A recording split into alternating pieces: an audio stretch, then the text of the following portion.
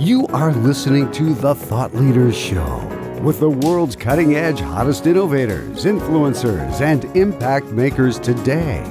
If you are looking for inspiration and motivation, listen in. Welcome to The Thought Leaders Show. Now, here's your host. Hi, this is Tammy Patzer, and I'm really excited to introduce today's guest, Ed Bensinger. Ed's technology career includes 21 years of Microsoft certification and jobs working for Conrail, Motorola, Fijitsu, MindSpring and Earthlink, and a nuclear power plant. Prior to founding Bensinger Consulting in 2003, his firm specializes in providing IT solutions nationwide for small and medium-sized businesses, helping them save thousands of dollars on hiring, salaries, and benefits while improving their network with enterprise-class solutions and years of experience. Ed is committed to the highest customer service far beyond just fixing problems.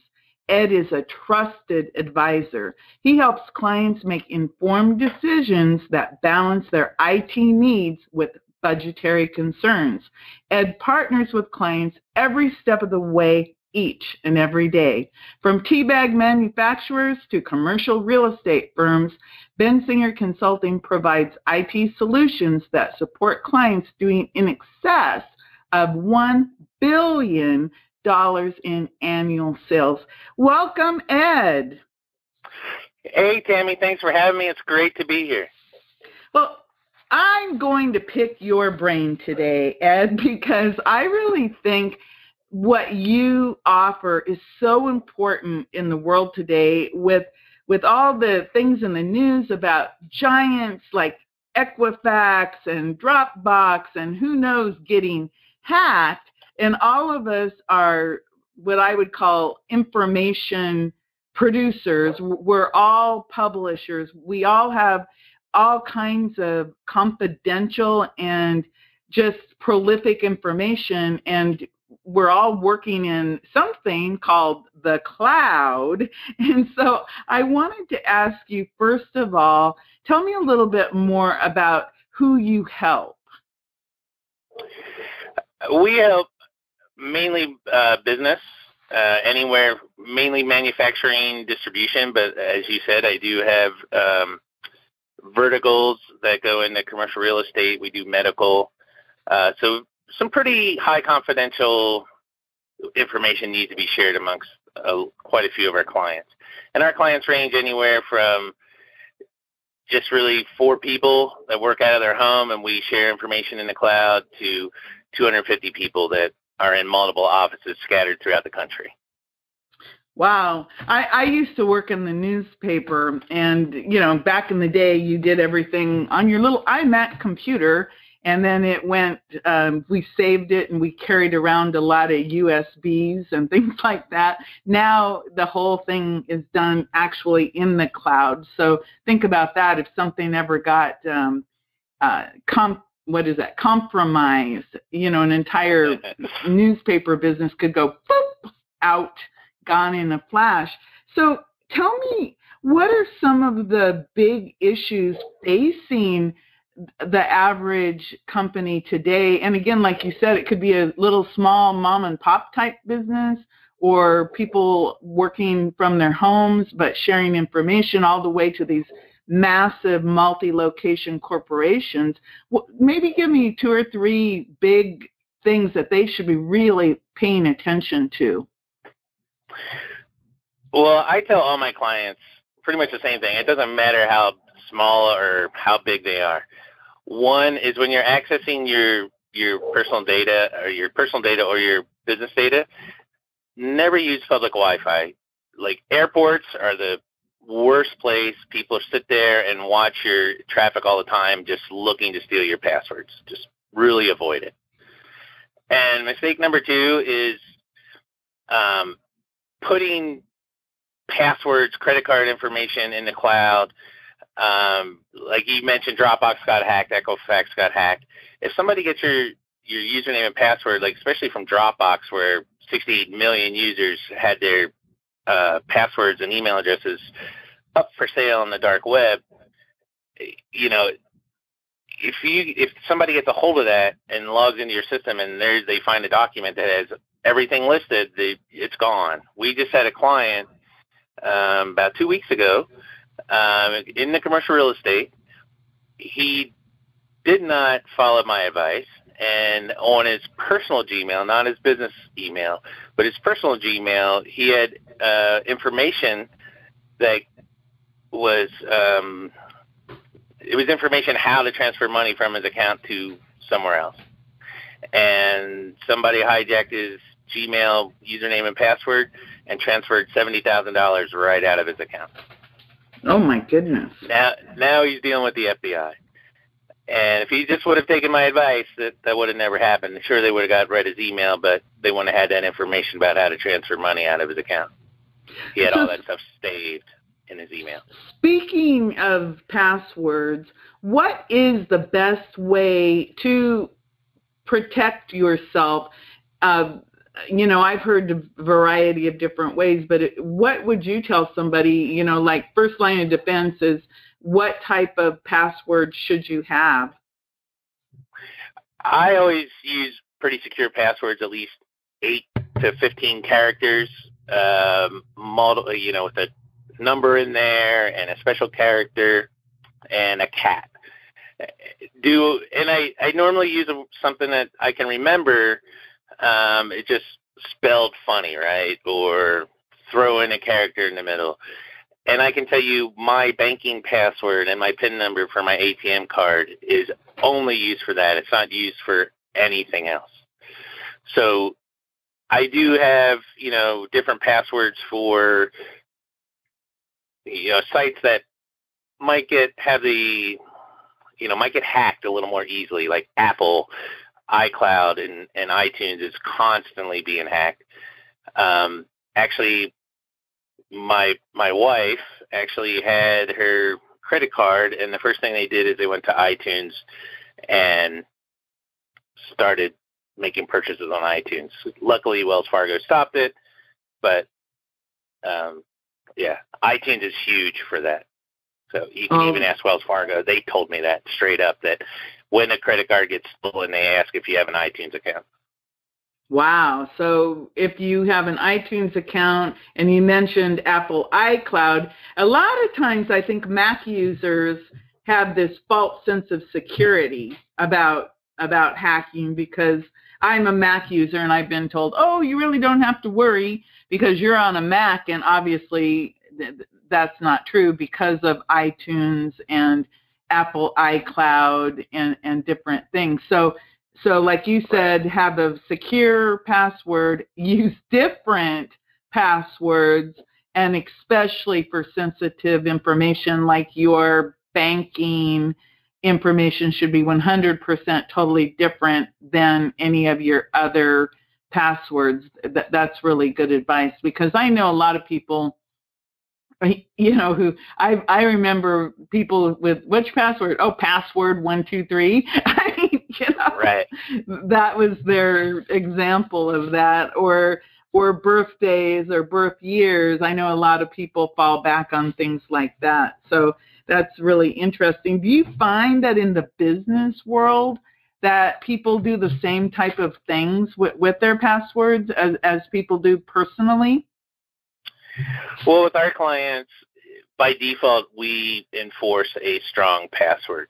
Now, of course, the client's always right. If they don't want us to enforce that strong password by default, we change it, but we warn them this will happen. It's not a matter of when or if, it's a matter of when. And we basically make them sign off, say, you know, we warned you about this, so this is what we recommend. You're not following our, you know, recommendations. If you get hacked, we're not responsible, because it will happen. I mean, it's really scary, because automation is, you know, obviously having computers and automation is really cool because supposedly we're more productive. You work with people also on their workflow automation to streamline different things. How do you do that? Like if I were to work with you, what would some of the things would you do that would help me to streamline my productivity using your IT services? Well, all clients are unique, so we don't have one simple canned solution. We work with the customer, figure out their day-to-day business, and then we'll make recommendations on how to make them more efficient. Generally, though, since we do work mainly in, majority of our clients are manufacturing distribution, our clients generally work with an ERP package, which is Enterprise Resource Planning. And examples of that would be Microsoft Nav, Sage ERP 100, 300. But basically, what happens is it's kind of their accounting package, inventory. So as a sales order comes in, the sales process will go, it's creates a sales order, and then it goes into shipping. Once shipping goes, it can then generate the invoice. It all depends on the client. If they, we work directly with them. But really, we try to keep everything in a single app, so everyone's working on the same page. So as your product or services are being deployed, you can track it along each step of the way, and everything's automated. It can send notifications that, hey, this is ready for you to box up, or whatever the client prefers. We just make it simple for them, as simple as possible. So I like that simplification. So another thing about working in the cloud is related to the safety features and backups. I know I actually was watching an interview you did on an NBC show in New Mexico, and you were actually talking about backups and how you should be backing things up. So for the average company, I imagine that they have backups in place. What do you typically suggest? Like, how many backups should you have of your data and information? Because I know people all the time. I just had a phone call yesterday. Somebody called me and said, Tammy, I lost everything on my computer. Can you send me my name and password to some product I had sold him? And he said he lost everything because his computer wasn't backed up anywhere. So what would you suggest for that, even if you are backing up or working in the cloud? Well, remember, when you're working in the cloud, these inexpensive services like Google Drive or Dropbox or Office 365, which, are really inexpensive or sometimes free depending on which service level you have. If you read your agreement, they are not responsible for your data. You are, right? So that's just the way it is. You get what you pay for. So we offer a service that we call Business eVault, where you pay more, but we are also responsible for your backup, right? So depending on your service provider, the cloud's great, and depending if they provide backups or not, and off-site backups from where their main data center is. Okay, and I'm going to start with that. Now, if you're using Dropbox or you're using Office 365, you need to use simple as a USB drive,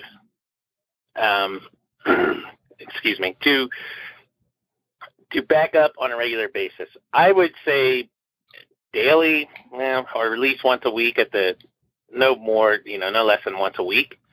But there are also services, so you can talk to a service provider like myself.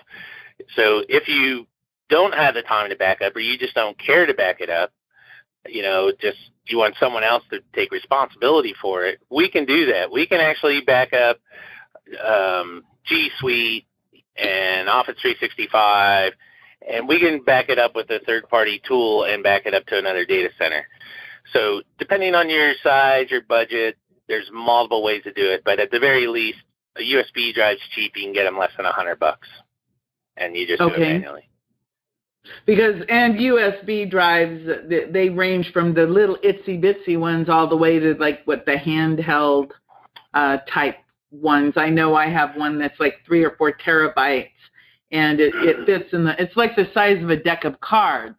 Right. So I was like, I remember all of this stuff has just gotten so small compared to what it used to be, where, it took up the whole desk.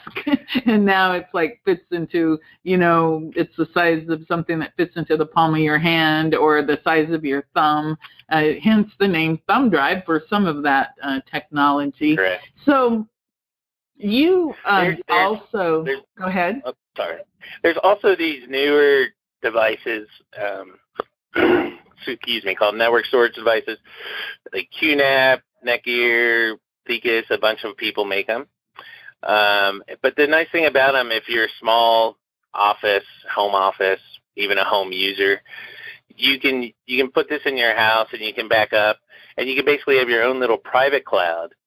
But at the same time, these devices can also back themselves up to a remote location. And again, you don't have to think about it. And you're backing up to, cheap storage like with Amazon or Elephant Drive or Backblaze. So it's really inexpensive, and I think it's a good solution for home users nowadays. I think that's really good advice. In other words, just back something up, because I'll tell you, yes. I mean, my business is literally, I carry it around with me in my MacBook Pro, which is about, a little 13-inch computer. And, of course, my phone is my backup, but I do back it up into a couple different services. I actually have an Amazon and I think a Dropbox and a Google Drive, but now I'm going, Dropbox, I better go double check on that one. So I have a question about the services that you provide. When you're dealing with an IT provider, what should my expectations be in terms of customer service with them? Well, unfortunately, IT providers have a bad rap. So I take over clients all the time and say, we have to submit an email or we have to submit a ticket to their ticketing system, and then they wait 2 or 3 days sometimes to get answers. I'm an old school guy. I like service like I expect to be offered. So with my company, when you call during business hours, you will have someone answer the phone that can help you pretty much right then and there. And we really achieve about 97% of all our calls are answered their first time, and we're immediately able to help you with your problem.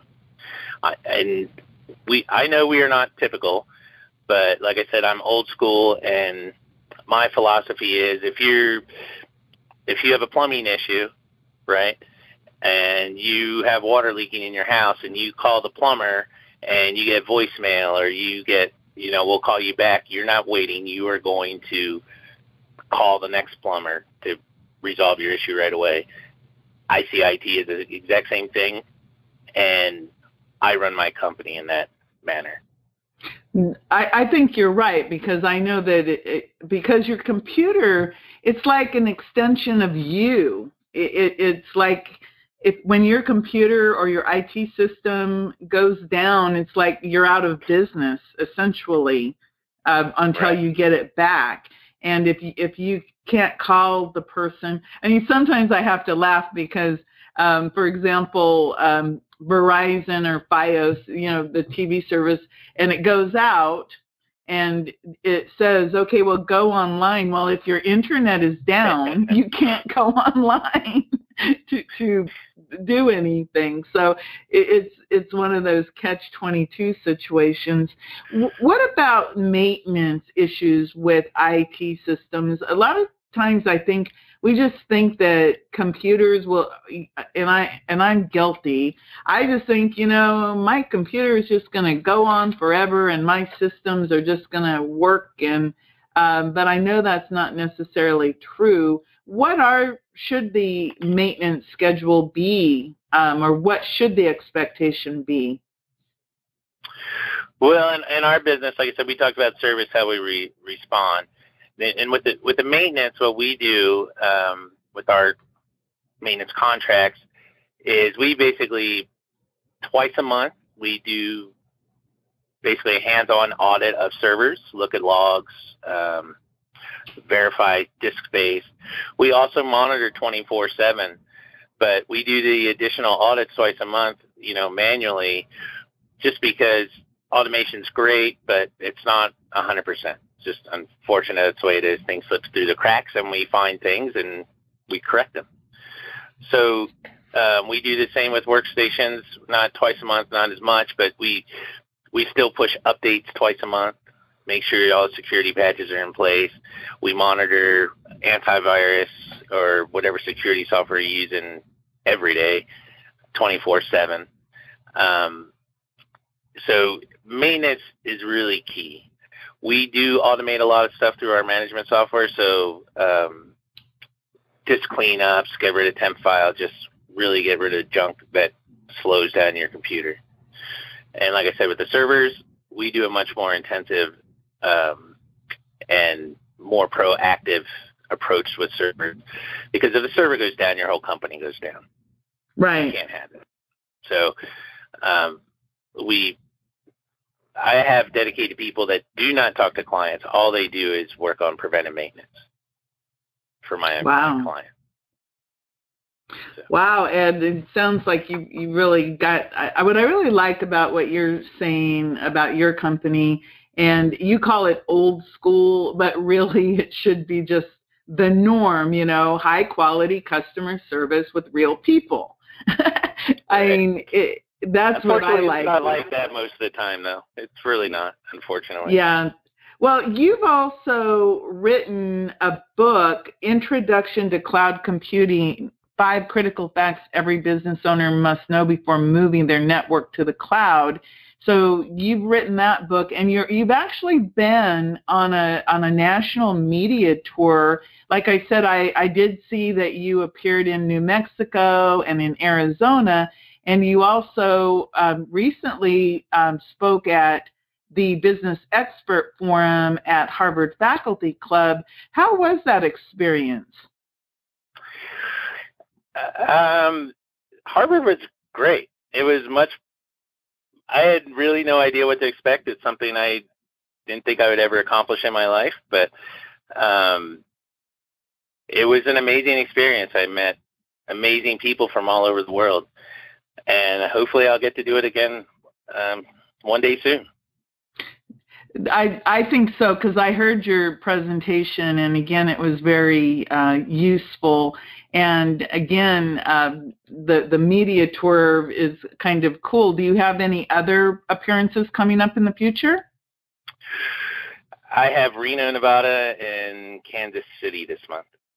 Oh, okay, cool. So Reno and Kansas City. Kansas City, that's Missouri. I've never been in that part of the world, so that ought to be an interesting adventure. So tell me, if somebody wants to work with you, Ed, how can they contact you? The best way to contact me is go to my website at bensingerconsulting.com. There you can download my free ebook and the Intro to Cloud Computing. And I also have other books available for free download on there. I also have training videos and an easy way to contact me. My phone number's there. Like I said, we answer the phone. Give us a call. Great.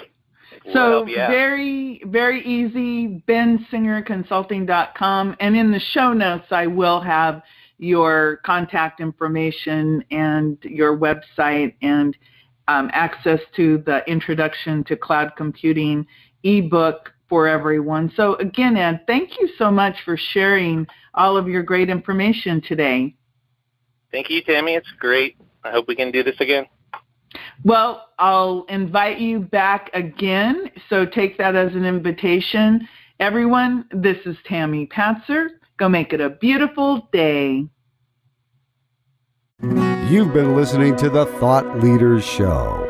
To get all past shows and to get all future shows, go to thoughtleadersshow.com.